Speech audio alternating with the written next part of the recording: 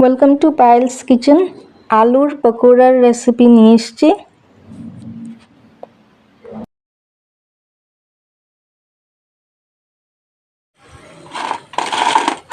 আওয়াজ শুনেই বুঝতে পারছেন কতটা ক্রিস্পি হয়েছে।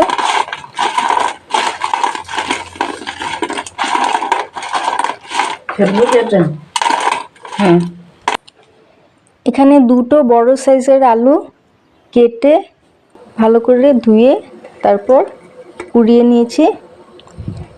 এতে দুটো পেঁয়াজ কুচি, 6টা কাঁচা লঙ্কা কুচি অ্যাড করে দিলাম। ঝালটা আপনাদের পছন্দ অনুযায়ী অ্যাড করবেন। 1 মুঠো ধনেপাতা কুচিও অ্যাড করে দিচ্ছি। আন্দাজ মতো নুন, 1/4 টিস্পুন হিং, ডাইজেশনে হেল্প করবে। হিংটা অপশনাল। বাইন্ডিংয়ের জন্য আটা অ্যাড করছি। আপনারা চাইলে বেসন বা ময়দা অ্যাড করতে পারেন, কিন্তু আটা দিয়ে করলে বেশি ক্রিস্পি হবে। হাত দিয়ে মেখে বুঝতে পারবেন যে কতটা আটা লাগবে বাইন্ডিংয়ের জন্য।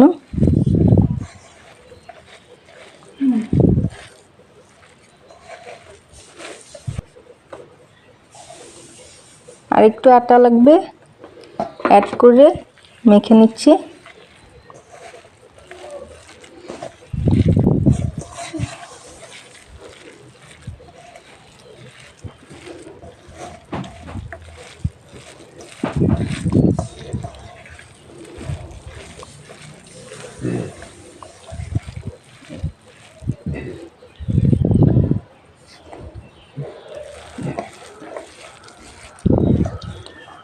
আর কোনো রকম গুঁড়ো মশলা অ্যাড করব না। পেঁয়াজ, লঙ্কা আর ধনেপাতা।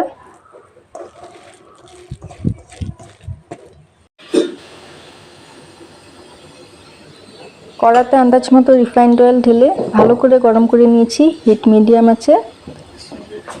অল্প অল্প মিশ্রণ হাতে নিয়ে তেলের উপর অ্যাড করে দিচ্ছি। কড়াটা কিন্তু নোংরা না, একবার পুড়ে গেছিল, দাগ পড়ে গেছে।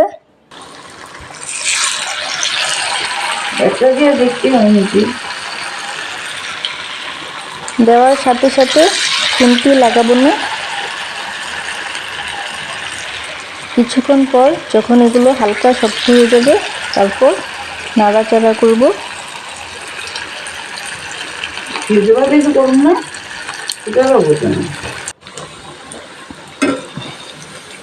মিডিয়াম হিটে উল্টে পাল্টে ভেজে নেব একটা ঝাঁঝরি দিয়ে।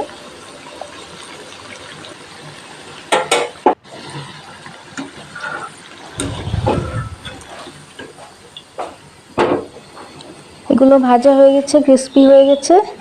তেল ঝরিয়ে ঝরিয়ে একটা থালে নামিয়ে নিচ্ছি। একইভাবে বাকি ব্যাটারগুলো, বাকি মিশ্রণগুলো তেলের উপর ছোট ছোট করে অ্যাড করে দিচ্ছি।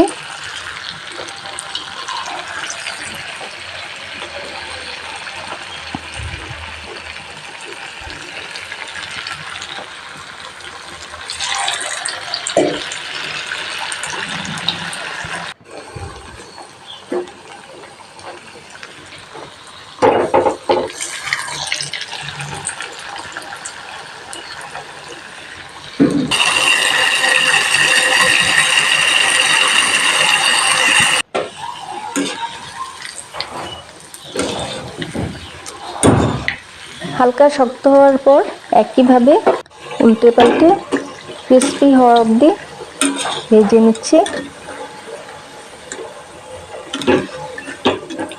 তেল ঝরিয়ে ঝরিয়ে নামিয়ে নিচ্ছি।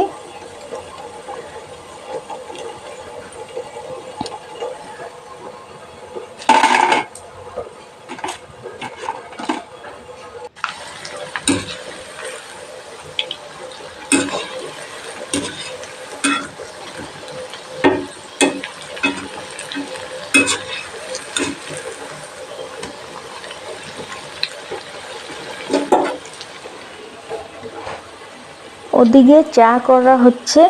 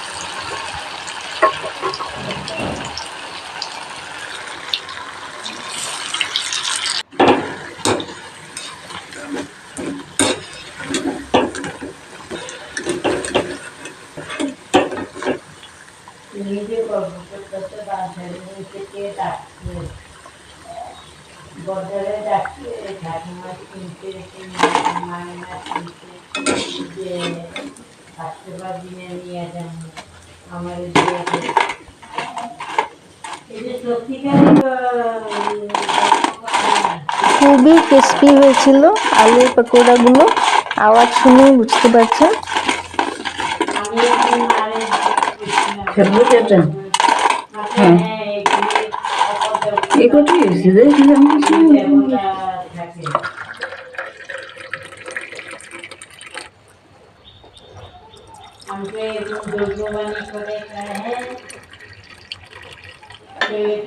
একবার ট্রাই করে দেখবেন রেসিপিটা।